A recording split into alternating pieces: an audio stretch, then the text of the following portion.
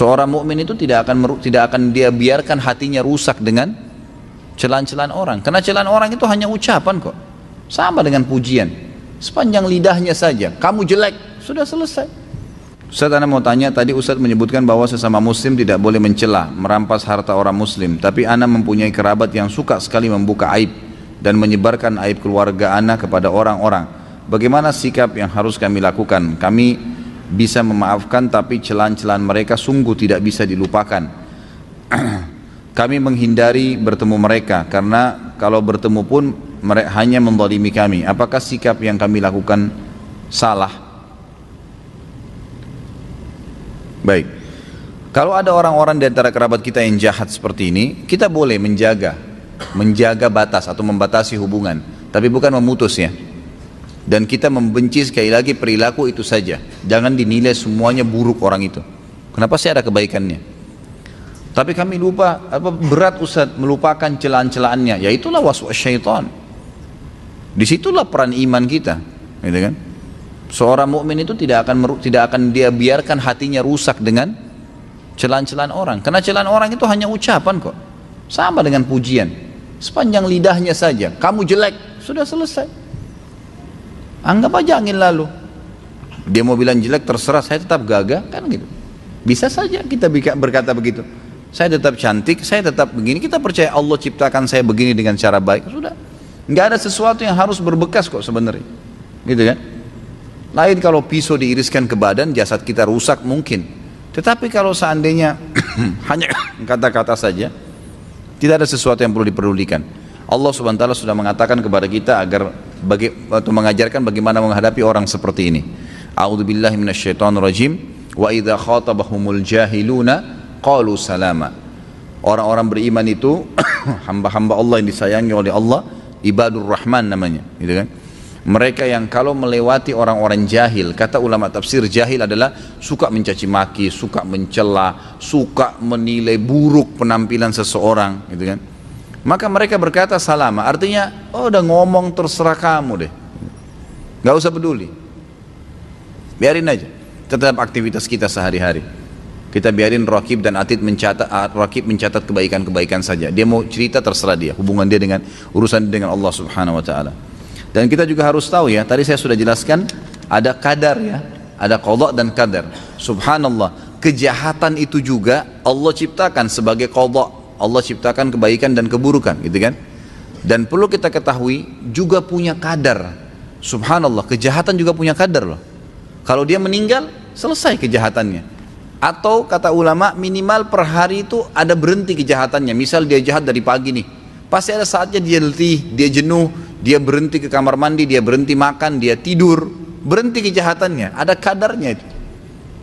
Kadang-kadang Allah SWT malah menghukum dia kalau dia sudah berlebihan. Mungkin dia meninggal tiba-tiba, mungkin dia jatuh, mungkin dia ini, mungkin dia itu.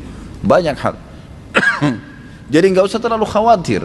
Kita punya Tuhan Allah SWT dan semua sudah sesuai dengan kadarnya. Ada saatnya dia akan berhenti.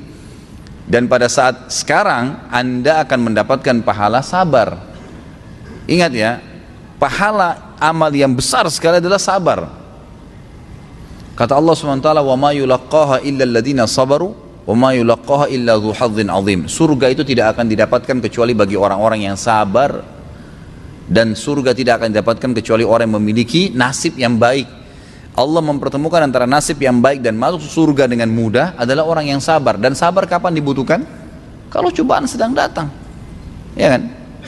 Disitulah cobaan, disitu dibutuhkan, itu kita akan panen pahala sabar.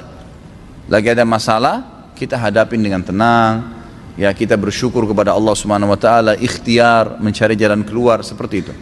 Surah Asy-Syura ayat 8. Allah Subhanahu wa taala mengatakan, a'udzubillahi minasyaitonirrajim, wadh-dhalimuna ma lahum min waliyyin wala nasir.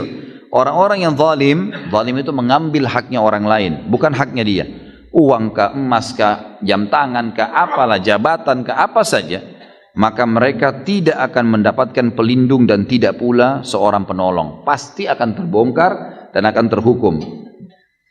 Lalu kata Nabi SAW menjelaskan tentang bagaimana kalau ada yang berbuat zalim dan dia meninggal pada saat selesai berbuat zalim, tidak sempat taubat.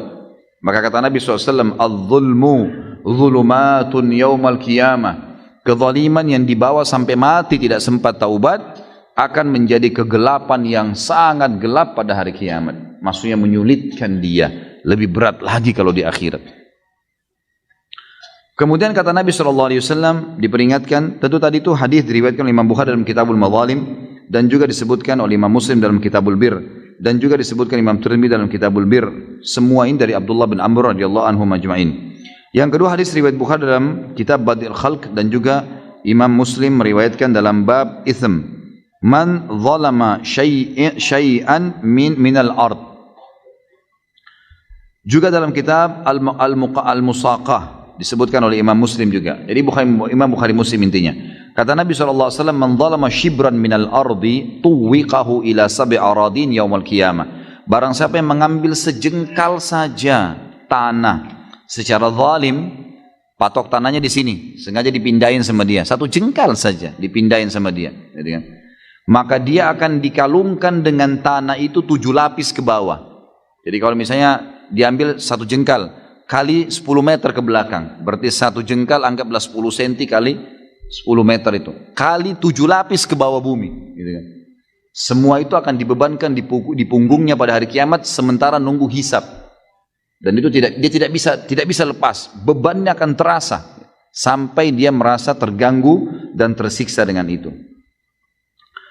Di dalam surah Nisa, Imam Adzaimi mengangkat ayat setelah hadis ini, surah Nisa ayat 40, A'udzubillahi minasyaitonirrajim, innallaha la yadhlimu mithqala dzarrah. Sesungguhnya Allah tidak akan menganiaya seorang pun walaupun sebesar dzarrah. Kalau antum sempat buat kezaliman sekecil apapun, tidak kembalikan haknya, tidak taubat, maka akan dihukum oleh Allah SWT walaupun sebesar biji dzarrah. Saya sudah pernah bilang, kalau kita sudah pernah berbuat dosa dan kita taubat pun, masih ada konsekuensi pembersihannya di dunia walaupun di akhirat tidak dihisab lagi. Kita pernah ghibah orang nih, kemudian kita taubat sekarang, sudah paham, masuk di pengajian. Jangan heran kalau tiba-tiba dighibah. Di dunia harus ada pembersihannya, nggak ada ceritanya. Kita pernah pukul orang, kita akan dipukul satu waktu. Kita pernah mencuri, kita akan dicuri. Pasti, di dunia akan ada. Walaupun sudah taubat, cuman tidak ada lagi hukuman di akhirat. Bersih hukuman di akhirat, tapi di dunia akan ada hukuman. Bayangkan kalau dosa itu terulang-ulang, berapa kali antum melakukan, berapa banyak konsekuensi pembersihannya, gitu kan? Makin berat, makin banyak, makin berat, gitu kan? Ingat Nabi Adam alaihissalam, apa sebabnya Allah turunkan ke bumi? Gara-gara makan buah yang dilarang sama Allah. Itu saja. Hukumannya turun di bumi dari surga selamanya sampai dia meninggal, anak cucunya semua sampai hari kiamat, gitu kan? Lihat bagaimana hukuman yang berat, gitu. Makanya Nabi Nuh alaihissalam pada saat dia anaknya tenggelam, dia mengatakan, ya Allah, sesungguhnya dia anakku. Waktu tenggelam, kata Allah, dia bukan anakmu hai Nuh, dan saya tidak mau kau termasuk orang-orang yang jahil. Nabi Nuh alaihissalam begitu mendengar perkataan Allah ini, tidak berani mengangkat kepalanya 40 tahun ke langit, karena takutnya sama Allah SWT. Hukuman berat dari Allah. Kemudian dikatakan dalam hadis yang lain, hadis ini diriwayatkan Imam Ahmad dalam Musnad, dan juga ada hadis, ya, atau ini adalah penggalan dari hadis Aisyah radhiyallahu anha yang panjang. Di antaranya dalam hadis ini disebutkan wa diwanun la yatrukullahu minhu syai'an wa huwa dzulmul ibad. Dan ada satu catatan amal nanti dari buku-buku amal seorang hamba yang Allah tidak akan meninggalkan sedikit pun. Pasti Allah akan hukum pelakunya, yaitu kezaliman terhadap hamba-hamba Allah. Jadi apapun yang antum ambil, antum utang tidak bayar atau sudah mengucapkan janji, hati-hati ikhwah. Hati-hati. Ya, saya sudah ingatkan berapa kali. Saya bicara masalah pengalaman pribadi ya. Berapa kali ada orang ikhwah datang kepada saya, Ustaz saya butuh, saya gini. Baiklah, kapan antum kembalikan? Ini insyaAllah pada waktu ini. Tidak kembalikan. Subhanallah, sakit. Depan mata saya, Ustaz tolong maafin saya sakit nih. Saya mau wasiatkan kalau saya mati nanti Ustaz yang mandikan. Ngapa kok saya mau mandikan, sudah bawa duit saya gitu. Bukan begitu cara taubatnya, kembalikan haknya orang gitu kan. Tapi Allah hukum, subhanallah, di depan mata saya lihat itu. Luar biasa bagaimana Allah datangkan masalah-masalah bagi orang yang tidak berfikir nih. Hati-hati teman-teman, kalau utang niat bayar. Karena kalau punya kemampuan dan sengaja memutar balikan fakta, apalagi memutar kembali menjadi modal baru, jangan pernah coba. Kecuali seizin pemilik harta. Karena kata Nabi SAW dalam hadis ini diriwayatkan oleh Imam Bukhari dalam kitab Istiqrad, ya. Dan juga disebutkan oleh Imam Muslim dalam kitab Al-Musaqah, matlul ghaniyun zulmun, matlul ghani zulmun. Penundaan pembayaran utang bagi orang yang sudah mampu adalah kezaliman. Masuk dalam ancaman tadi. Di antara kezaliman yang paling besar adalah bersumpah secara dusta agar terbebas dari kewajiban yang harus dibayarnya kepada pihak lain. Sebagaimana sabda Nabi SAW dalam hadis riwayat Imam Muslim, "Man iqtata haqqam mri'in muslimin biyaminihi faqad aujaballahu lahu an-nar." Qila ya Rasulullah, wa in kana syai'an yasira? Qala wa in kana qatiban min arak. Barang siapa yang mengambil hak seorang muslim dengan sumpahnya, maka sungguh Allah telah mewajibkan neraka baginya. Demi Allah punya saya nih, padahal dia tahu bukan punya dia. Sumpah, dia tahu itu punya saudaranya. Maka kata Nabi SAW, pasti Allah akan masukkan dia, wajibkan neraka baginya. Kecuali kalau dia tobat, dia kembalikan. Ditanyakan kepada beliau, para sahabat mengatakan, ya Rasulullah, sekalipun sesuatu yang sedikit saja, kalaupun dia zalim, misalnya diambil punya temannya, sempat dulu dia nipu misalnya. Beliau mengatakan, walaupun hanya ranting kecil dari kayu arak, siwak, seperti kayu siwak, seperti itu saja, tetap akan terharamkan, dia akan diwajibkan masuk neraka. Apalagi kalau sudah ngambil mobil, motor, apalah, ya, harta warisan, tanah lah, macam-macam. Dan untuk apa teman-teman sekalian? Untuk apa? Untuk apa ini coba? Kita ini sebenarnya teman-teman sudah dimanjakan sama Allah. Saya jelaskan pada pertemuan yang lalu, kalau masih ingat kan, salah seorang syekh pernah didatangi di Saudi dan dikatakan, "Syekh, saya orang miskin." Kata syekhnya, "Kau orang kaya." Dia bilang, "Saya orang miskin, Syekh. Saya nggak ada makanan hari ini." Kata syekhnya, "Kau orang kaya." 3 kali dia bilang, "Syekh, saya orang miskin. Demi Allah saya miskin, nggak ada makanan." Kata syekh, "Demi Allah kau kaya." Kaget dia. Kenapa syekh sumpah? Saya lebih tahu keadaan saya. Kata syekhnya, "Kau memang kaya. Demi Allah kau kaya." Dia bilang, "Mana buktinya syekh? Anda bisa tahu saya kaya?" Kata syekhnya, "Baik, berapa jari yang kau miliki?" Kata dia, 10. "Mau nggak kamu saya beli, potong 1 jarimu, saya kasih 1 juta real." 1 juta real 3 miliar ya. Potong jarimu 1, saya bayar 3 miliar. Mau nggak? Nggak mau syekh. Baik, kalau kau tidak mau, berarti kau punya 10 juta real. 30 miliar tuh. Kupingmu 1 saya potong, mau nggak? Saya beli 1 juta real. Nggak mau syekh. Nggak mau. Baik, 2 kuping berarti 2 juta real. Matamu saya cungkil, mau nggak? Nggak mau. 2 juta real. Sampai kakimu saya potong, kemaluanmu saya potong, kakimu saya potong. Nggak mau semuanya. Kata syekh, badanmu penuh dengan miliaran real. Pulang sana. Gitu. Suruh pergi. Kamu tinggal keluar banting tulang cari makanan untuk hari itu saja. Gak ada yang lain. Apa susahnya cari makan untuk hari itu? Besok gak ada jaminan hidup. Besok ya besok gitu kan. Tinggal hari itu, yang kemarin sudah berlalu, sekarang ini. Teman-teman sekalian, kita bahkan tidak bisa kita katakan kita punya hari ini. Kita cuma punya detik ini. Yang sekarang, kayak saya sekarang sedang ngomong nih, antum sedang mendengarkan, ini yang kita punya teman-teman. Semenit ke depan kita tidak tahu. Bisa malaikat maut kelihatan langsung cabut ruh kita, mati. Bagaimana orang bisa merasa aman dengan mengambil haknya orang lain sampai besok, sampai lusa, menganggap tidak ada masalah dan seterusnya. Ini bahaya sekali.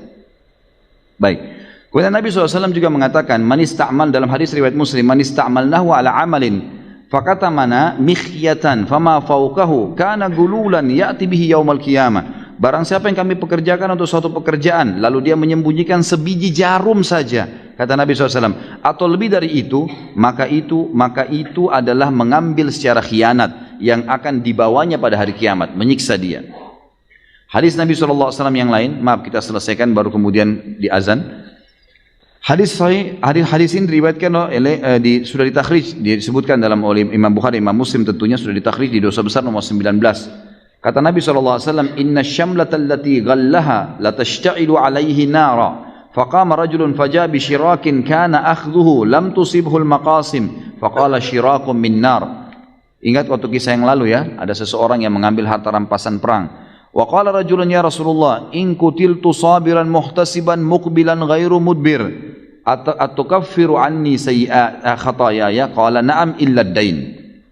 Sesungguhnya sehelai sarung selimut yang diambil oleh seseorang, ingat kisah kemarin ya, budaknya Nabi SAW yang terbunuh dengan panah, yang meleset, lalu sahabat bilang orang ini di surga. Kata Nabi SAW tidak di neraka. Ternyata ditemukan ada 1 sapu tangan yang diambil secara khianat dari ghanimah. Gitu kan? Kata Nabi SAW, dia masuk neraka. Sesungguhnya sehelai sarung selimut, maksudnya sapu tangan, yang diambil secara khianat niscaya benar-benar akan menyalakan api baginya. Lalu seorang laki-laki berdiri lalu datang dan membawa sehelai tali sendal yang diambilnya yang tidak masuk dalam pembagian, bukan haknya. Maka beliau bersabda, tali sendal ini kalau kau tidak kembalikan akan membakarmu di api neraka.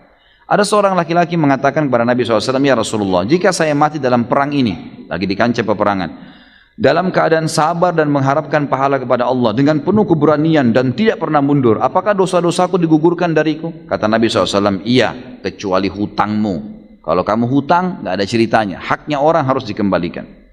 Kemudian 2 dalil atau 3 dalil penutup teman-teman sekalian adalah hadis Nabi SAW riwayat Imam Bukhari. Kata Nabi SAW, inna rijalan yatakhawwaduna fi malillahi bighairi haqqin falahumun naru yaumal qiyamah. Sesungguhnya sejumlah laki-laki menyibukkan diri dengan mengambil harta Allah secara tidak benar, dan mereka itu mendapatkan neraka pada hari kiamat. Diriwayatkan oleh Imam Bukhari. Jadi maksudnya harta Allah ini jelas-jelas haknya orang kemudian diambil sama dia. Atau dia jadi pengurus masjid misalnya, kemudian dia khianati harta tersebut. Banyak orang yang mengeluh dengan saya begitu. Ustaz, masjid dekat saya ini di-upgrade harga, perbaikan ini, perbaikan itu dan seterusnya. Ini bagaimana hukumnya? Bagaimana caranya? Orang sudah nyumbang untuk masjid, ya untuk masjid, gitu kan? Beda kalau dia kayak panitia zakat, kita sudah jelaskan kemarin. Lalu dia termasuk amil zakat, itu lain. Tapi ini tidak, gitu. Kemudian hadis yang selanjutnya adalah hadis riwayat Imam Bukhari Muslim, la yadkhulu jannata lahmun nabata min suht, an-naru aula bihi. Tidak akan pernah masuk surga daging yang tumbuh dari harta haram, neraka lebih utama baginya. Dalam hadis lain ditambahkan 3 kali Nabi ulangi, neraka lebih pantas baginya, neraka lebih pantas baginya. Sebagai penutup teman-teman adalah hadis yang diriwayatkan oleh Imam Hakim dalam kitab Mustadraknya, dan bunyinya kata Nabi SAW, la yadkhulul jannata jasadun gudhiya biharam. Tidak akan pernah masuk surga tubuh yang pernah diberi makan dengan makanan yang haram.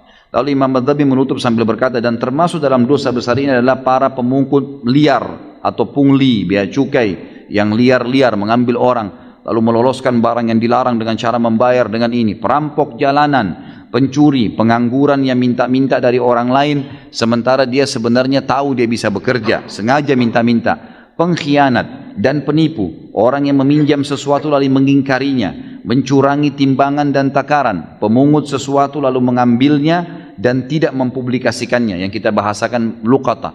Barang yang saya bilang kalau temukan HP jangan disentuh. Kalau disentuh lalu langsung diambil, tidak dipublikasikan, berarti sama dia mencuri. Orang yang menjual sesuatu dengan menyembunyikan cacatnya, orang yang bertaruh atau berjudi dan memberitahukan harga modal lebih dengan maksud berbohong kepada pembeli, semuanya masuk dalam berkhianat terhadap harta. Allahu a'lam. Mudah-mudahan Allah selamatkan kita dari sini. Subhanakallahumma bihamdika asyhadu an la ilaha illallah astaghfirullah wa atubu ilaik. Wassalamualaikum warahmatullahi wabarakatuh.